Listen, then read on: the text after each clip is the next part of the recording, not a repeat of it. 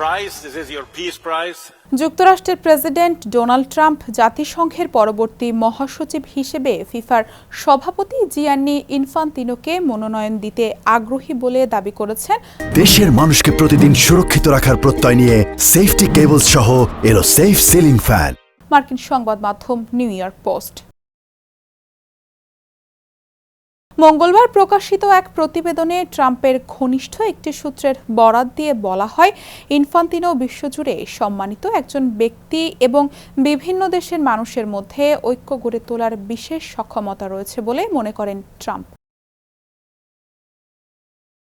প্রতিবেদন অনুযায়ী ৫৬ বছর বয়সে সুইজারল্যান্ডে জন্ম নেওয়া ইনফান্তিনো চলতি বছরের বিশ্বকাপ চলাকালে ট্রাম্পের সঙ্গে ঘনিষ্ঠ সম্পর্ক গড়ে তোলেন। এই সময় তিনি ট্রাম্পকে ফিফার উদ্বোধনী পিস প্রাইজও প্রদান করেন।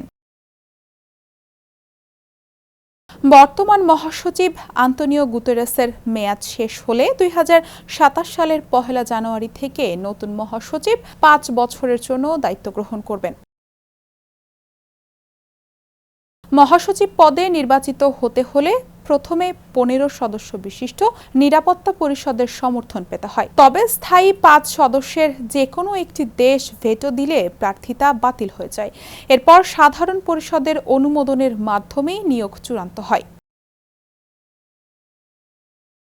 নিউ ইয়র্ক পোস্ট আরও জানায়, আন্তর্জাতিক বড় বড় সংঘাত মোকাবিলায় জাতিসংঘের ভূমিকা নিয়ে ট্রাম্প দীর্ঘদিন ধরেই সমালোচনা মুখর। দ্বিতীয় দফায় ক্ষমতায় ফিরে তিনি জাতিসংঘে যুক্তরাষ্ট্রের অর্থায়ন উল্লেখযোগ্যভাবে কমিয়েছেন।